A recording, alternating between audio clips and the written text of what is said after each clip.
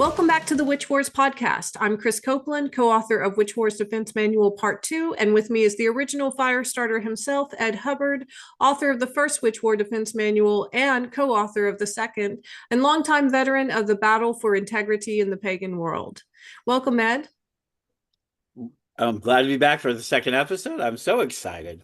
Last week we got so much feedback about issues that we need to deal with. But I think this week, I guess if I understand it, we're going to look at sources of it. And congratulations on becoming the head of the Order of Survivors, which Thank was you. started by the beloved sanctified Wendy LaJoy, who served it for many years. And she did a lot of prison ministry.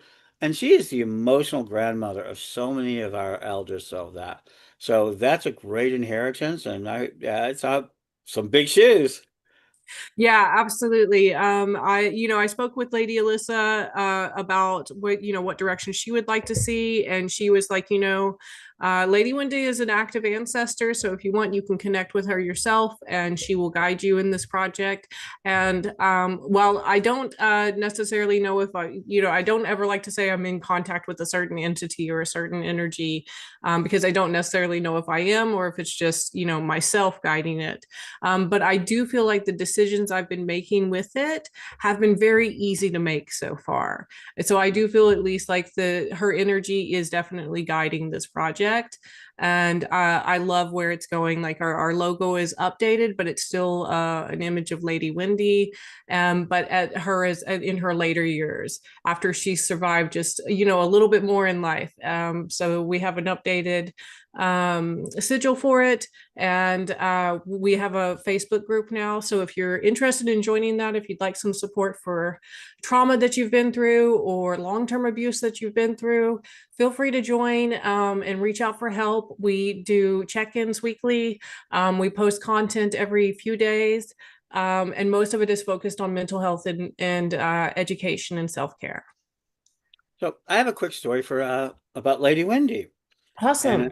And about how she became it. When Don first met her, many years ago, we won't age anybody right now, but it was very early in both of their things that she was very much using a walker and she had to stoop back a bit.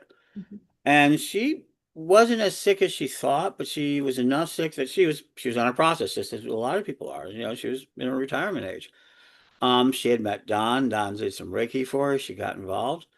And when she lifted the trauma of just loneliness, of just life, she had wonderful children. We're not talking about any we're not talking about childish stuff. We're not talking about any of that, but just the weight we all get. I mean, somebody doesn't realize the minor aggressions against us, the disappointments, not doing what you wanted, feeling like you've been, I should have done that or I shouldn't have done that, all kind of weigh on us and that trauma. And one of the things she did, she accepted that she was going to be an ancestor someday. And she worked to lift her trauma. And she did a lot of Reiki with Lady Virginia, Lady Bitterwind, uh, Lady Crystal. They all worked together. And they brought her to a strong semblance of health. She was so strong until the last couple of months. It was during the COVID period that she was kind of quiet about it. But she always said, working through these traumas and the support, the energy support, and the love of the tradition.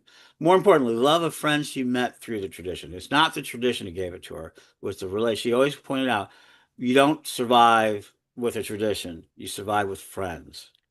Mm-hmm. And she had these great friends. And so that's one of the reasons why she came back and became so strong in our tradition, because she then became the grandmother. I mean, she became an honest grandmother to everybody, first elder and things like that. I was very honored when she took it from me, and I served for a couple of years after her as first elder again until Lady Alyssa took it over. Yeah, Mhm. that's awesome. And so the lifting of trauma can actually have a very physical effect.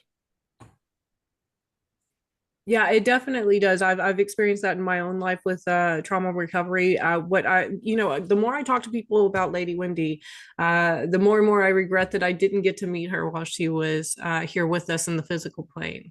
And Mm. because everything I hear about her is just such a spirit of not just survival, but also maintaining kindness or developing kindness, even during really abusive situations throughout her life.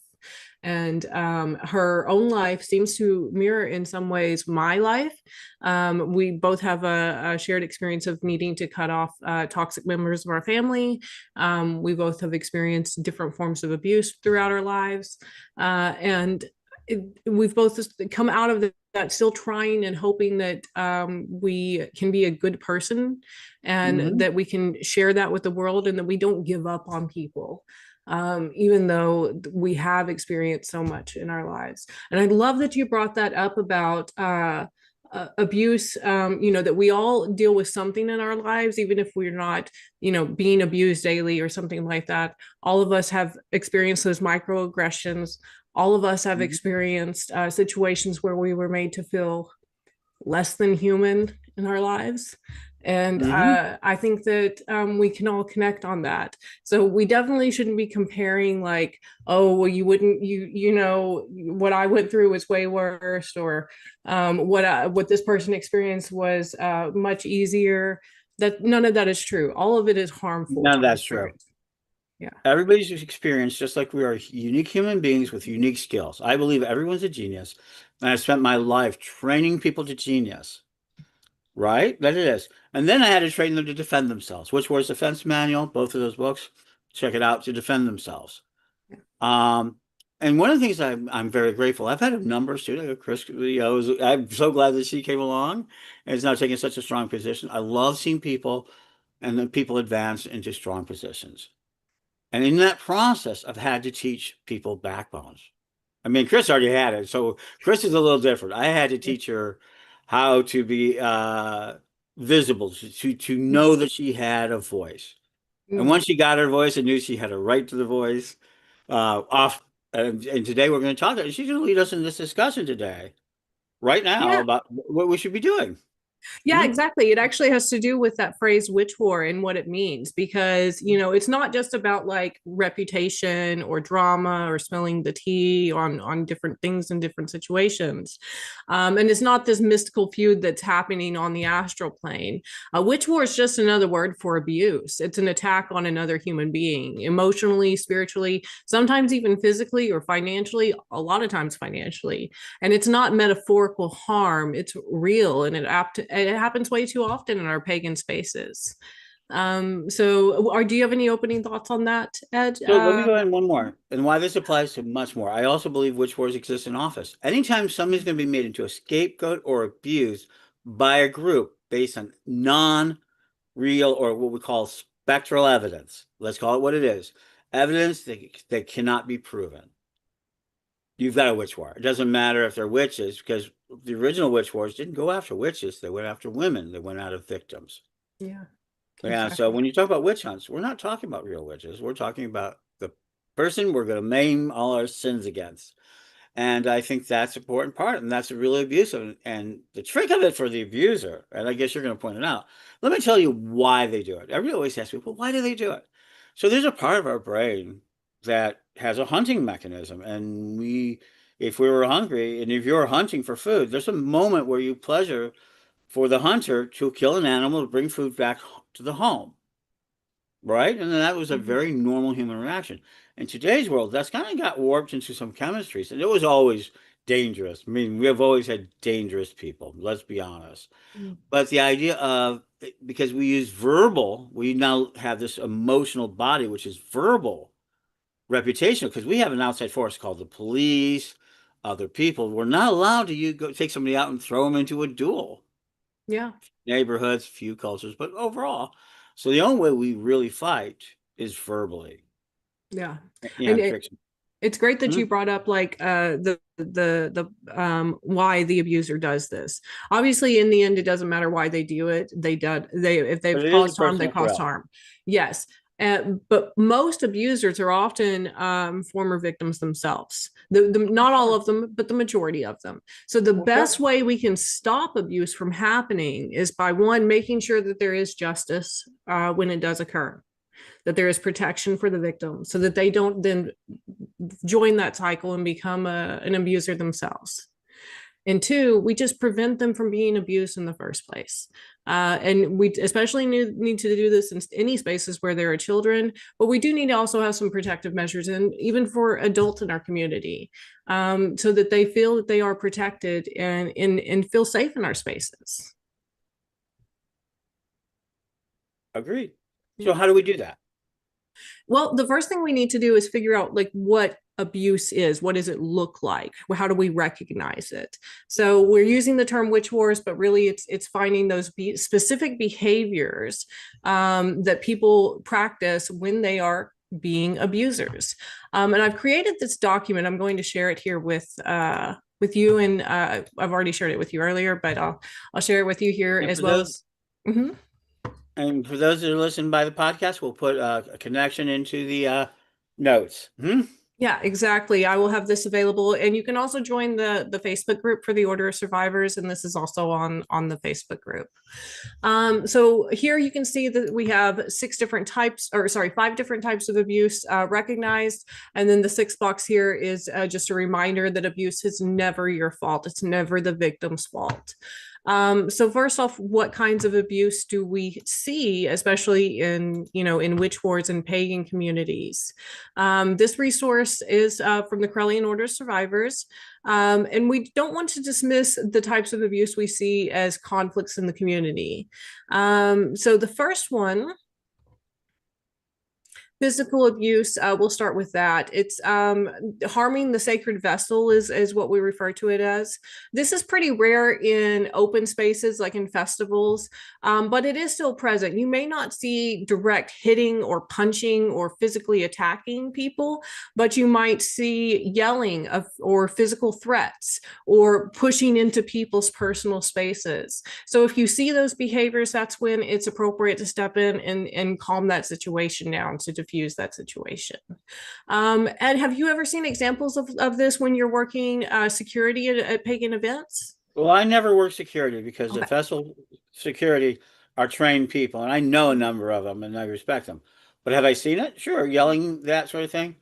Now, one of the things that I will say, the guards at like Starwood, Heartland especially, if they see this, they will break it up. But you get it. And the bullying, now that's that sort of physical bullying, like it annoys me. Like you're allowed to punch somebody on the shoulder because it's a good game, especially amongst the teenagers.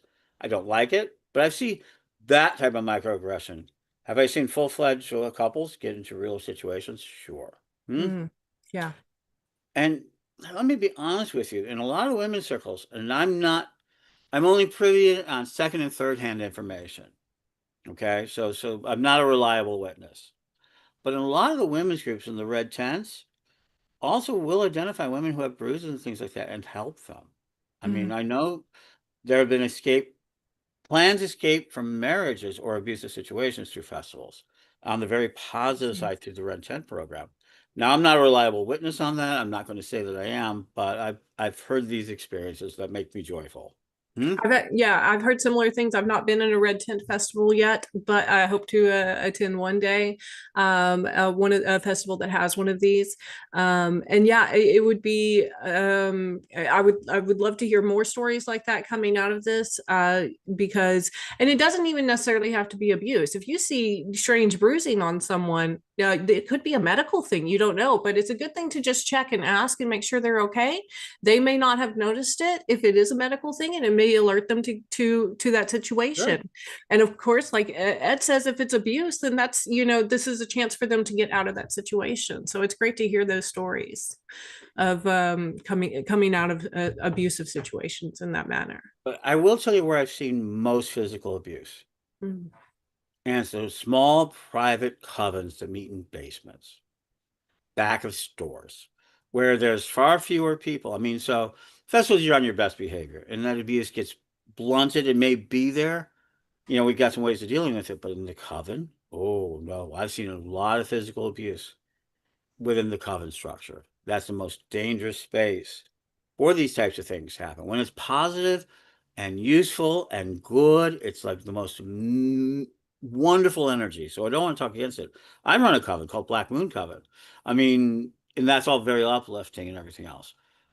But when it goes south, especially ones that are attracting publicly, you have to watch for it because one of the old Gardnerian tricks, oh, you have to sleep with the head priest to get advanced. Yeah. Oldest trick in the book, very nasty. So in that coven situation, I think one of the rules I saw earlier, you never leave the children alone. You should never be Mhm. alone with these early covenanters until you really get Yeah. to know them. That you've made your It's the proper bond. constellation rule, we call it. The constellation Is rule. that what it's Yep. called? Okay.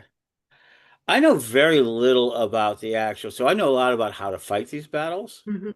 I know very little about how to help the victims, and I've been very, very fortunate in my life to have people like Lady Wendy LaJoy and others that I can pass them on to. Well, I'll tell 'Cause- you, this is a great conversation to have about that because a lot the first real sometimes people don't even realize they're being abused. They might think that they're in a Mhm, perfectly normal situation. I will tell you that as a child and into early adulthood, I thought that it was perfectly normal to come home from school and get hit every day. I thought that was what everybody went through because in my community most kids did go through that. That was a mhm, normal thing.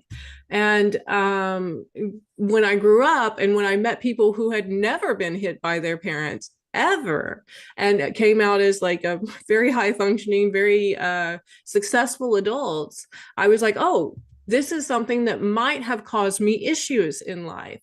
And that's something that I need to look at. And a lot of it was learning that it was a form of abuse in mhm. college when I was studying to be a teacher. Oh, sure. Yeah. And I learned that a physical abuse actually causes brain damage to children. So you might call Mhm, it discipline in your home, but literally every time you hit that child, you're lowering their IQ points. So if that's something mhm. that you practice in your home, and I know a lot of pagans out there do, please do some research on that. Please really find out what's going on. I know a lot of parents are doing it because they think they're being good parents. They think they're instilling discipline in their child, but it's not really helping. And it can cause a And that's lot of gonna be, problems.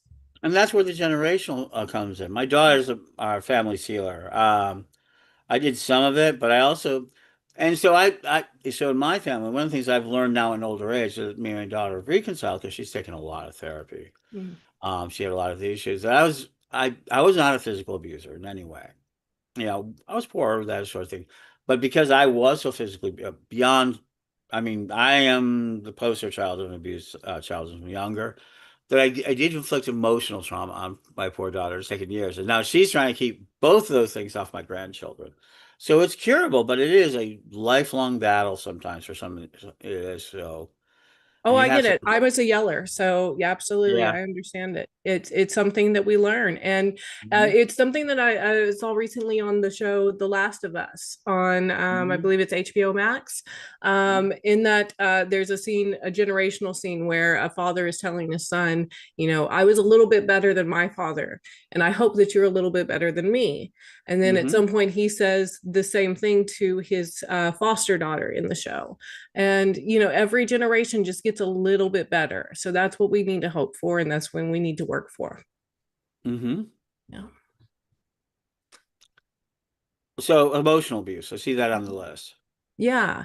Emotional boost. Yeah, that's actually what you were talking about with the yelling or with the name calling or maybe belittling. Those are different things. Even gaslighting, unnecessary criticism, or inappropriate situations of giving criticism. Maybe it's someone yelling at someone who has messed up in the coven. Maybe they did something really wrong and the priestess or the priest is yelling at that person. That is still a form of emotional abuse. No one deserves to get yelled at for making a mistake. So I think this is one of the most tolerated forms of abuse in our community. So Oh, physical yes. abuse, we've moved on, and I will tell you, we're doing everything we can. Even in the coven circles, they're stopping it. There's a lot more connection. So Mhm. I really do believe in those spaces, physical abuse is lowering. Yes, I'm not absolutely. saying it's going away, but it is getting, and there's a lot more support. Yes. Emotional abuse, oh no, no, because that's all part of the status game in part. I'm better than you. You should be get out of that chair. I see a lot of what we would call uh order Narcissistic or behavior. status Yeah. problems, and that causes a lot of emotional abuse. I see it all the time. Um, which, in some of the award ceremonies, there's this emotional abuse. That's I'm going to do the festival. You should bow to me because I'm going to give you guys awards.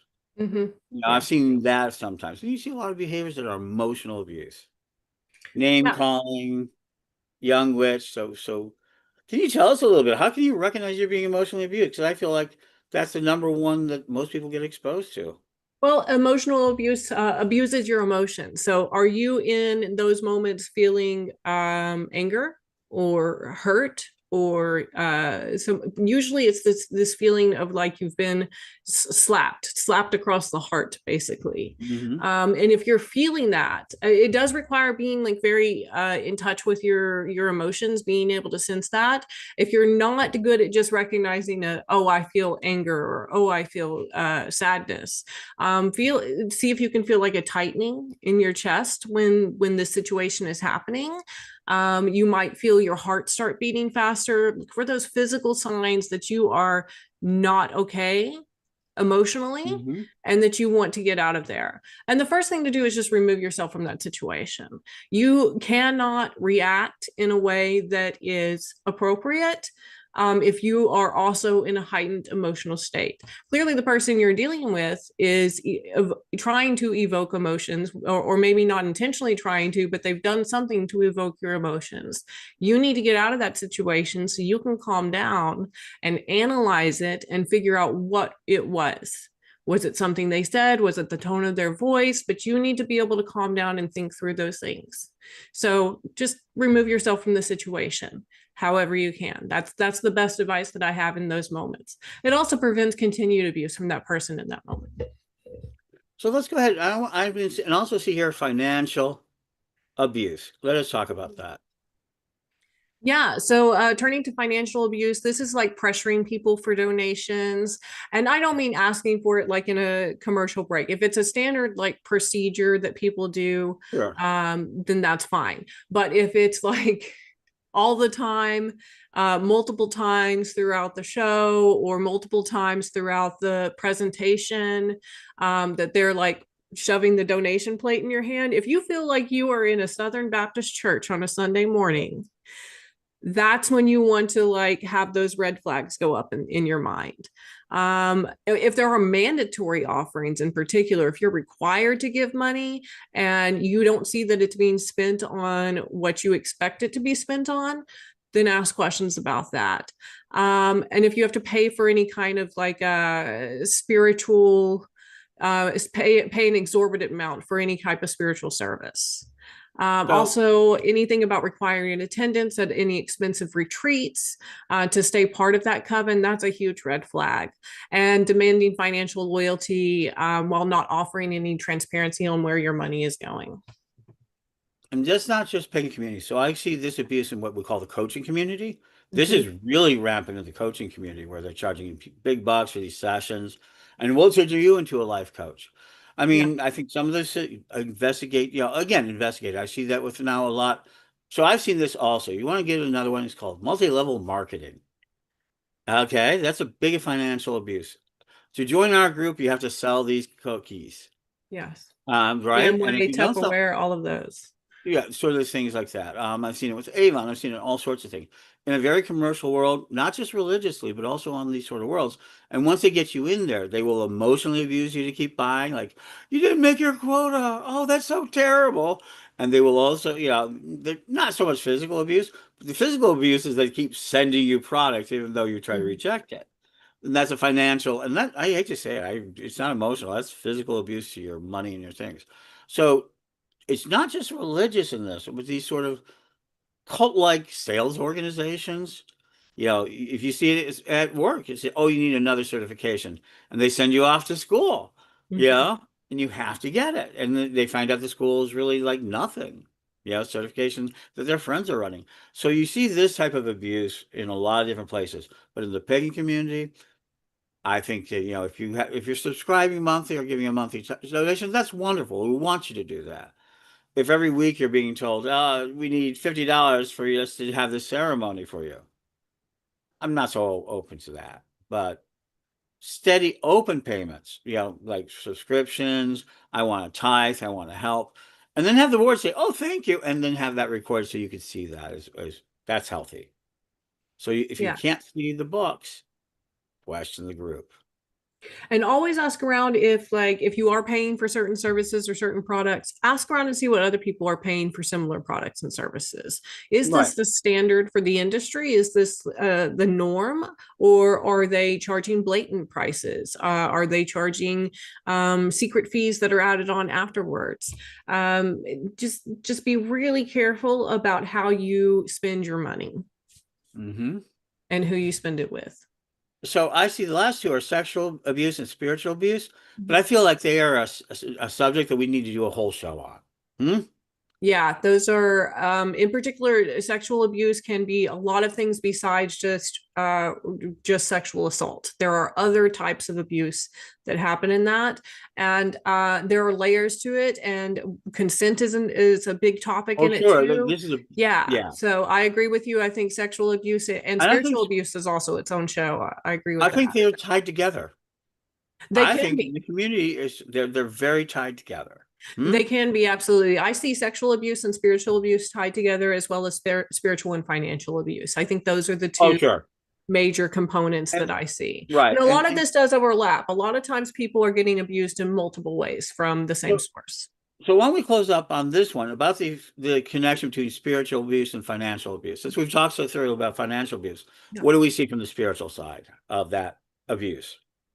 With the spiritual side, we're looking more at are they using their titles or their special role in leadership to dispense their own personal karma or justify harm that they're committing? Are they forcing people into spiritual roles or using spiritual roles as an incentive or a bribe? And are they punishing spiritual dissent, like people who disagree with them with exile or curses or other forms of a negative magic thrown their way? Hmm. Yeah. Now I've seen this at scale Oh yeah. with financial over many years ago, almost two decades ago, almost everybody's passed away. When a group split up land, they were both investing in this land and they bought it in two pieces. And the second person bought the land by themselves instead of with the group, didn't use the group money. It got to be water rights. The campground never made it Yeah. because of these sort of spiritual and financial things put together. They both want to be in charge of this retreat, and they couldn't be. And with the spiritual and sexual, I think it's also still very much incumbent on the leaders in the situation, Oh, especially sure. if they're elders, to take responsibility there. If a younger person in the group is hitting on you, if some person who is not qualified to be leading this role is asking you for a position and offering you sexual favors in exchange for it, it's your job to say no to that as a leader in the community. So for leaders out there listening, focus in on that and know that if you're there is a power difference there. The person who has the greater power is the one that is responsible for stopping that situation. Um, do you have anything to add to that, Ed? I know that you've also had experiences with like leaders that you've known that were abusers, sexual abusers in the community that you had to put a stop to. Sure. And I've had to let me go ahead and do a mea culpa. I had to watch my behaviors. Mm, Not because I didn't, I always have believed in being consent-based. But as a young man, I was one of these individuals who cross lines, not to the degree. I mean, I've respected and consent. No is no. Hmm? But it's very hard. If you're male, you need to take a aspect. Have I gone to the edge? Yeah, I have. Hmm? Have I crossed that line? No. At least I don't think it is. No one has said as much. Um, but I have to watch my own behavior. And I think every male needs to look at their own behavior. Where I think I'm most guilty as an individual is how much I've tolerated others' mm, bad behaviors. And see, this is the male dilemma. And let me go ahead and tell you, as why men should join the order of survivors, it's this moment of where we have these traumas from allowing others doing it. You didn't do it. It's not my fault. It's not my problem. Until it's your daughter, until it's your wife, until it's one of your, children or your best friend's children. And then, oh, wait, I'll kill the bastard. Which, that sort of thing. But they've permitted it. Yeah, that sort of thing. So men have got to look at their own behaviors And women too, and everybody. I Yeah. don't care what the gender is, but it's specifically, I'm talking to myself, my own, which is white males with a lot of privilege. We really have to take a look at our own behaviors and really support those, not take over their agendas, not tell them how to do it. No Yeah. man's way here, but look, listen, and figure out how to keep yourself from passing those behaviors on. Hmm? Yeah, absolutely. And I think especially men in their 20s and in their 30s even struggle a lot with that because they've been taught toxic masculinity over the years. You know, we have glamorized the man who takes by force the woman that he wants in any situation in our movies and our graphic novels and our superheroes. That's what is presented as positive. I mean, look at Indiana Jones. Like he Hmm. slept with a 15-year-old student and everybody cheered that. Oh, So sure. yeah, these idols that we have in our pop culture, that influences young men, and it doesn't help them in realizing what those boundaries of consent are, how to navigate situations with care, and it also pushes young men into sexual situations that they're not ready for. Just like you said, it's not just men who do this. There are women and especially women in leadership roles who often have used their power for Mhm. to cause sexual abuse towards people of all genders in the community. And that includes turfdom basically as well. These cis women who believe that the only real women are also cis women and not trans women. That's just simply not true. Our community is welcoming to all women, regardless of what they were assigned as at birth. And that's just standard in our community. Um, Oh, yeah. I mean, yeah. when we start getting cyborgs, I mean, are we going to face this again? I mean, I'm looking at having to have cybernetic implants somewhere in the next 10 years. They're advanced enough. I mean, pacemaker and other things. I mean, we start with that, but what if I decided I wanted to have, that sort of, change my fluidity, Mhm. whatever it is. I mean, I might want to, call us, that sort of thing. We're going to be facing a lot more of this in the future. Yeah. And I'm hoping that through these witch wars, it's not to develop ways to defend ourselves, but more in ways to build sanctuary spaces for people so that we can actually preserve as much of this as we can in the coming storm to come. And that's why we're doing this. Hmm? Yeah, absolutely. That and one of those sacred spaces that we are forming or have formed, reformed, is the Order of Survivors. So if you'd like to join that, our Facebook group is available. It's facebook.com/groups /Corellian Order of Survivors. Yeah. Anything else to add, Ed, before we close out? So I think people, so I want to talk about next week. I think people are feeling a little power. After the last few shows, we've really kind of showed what's out there.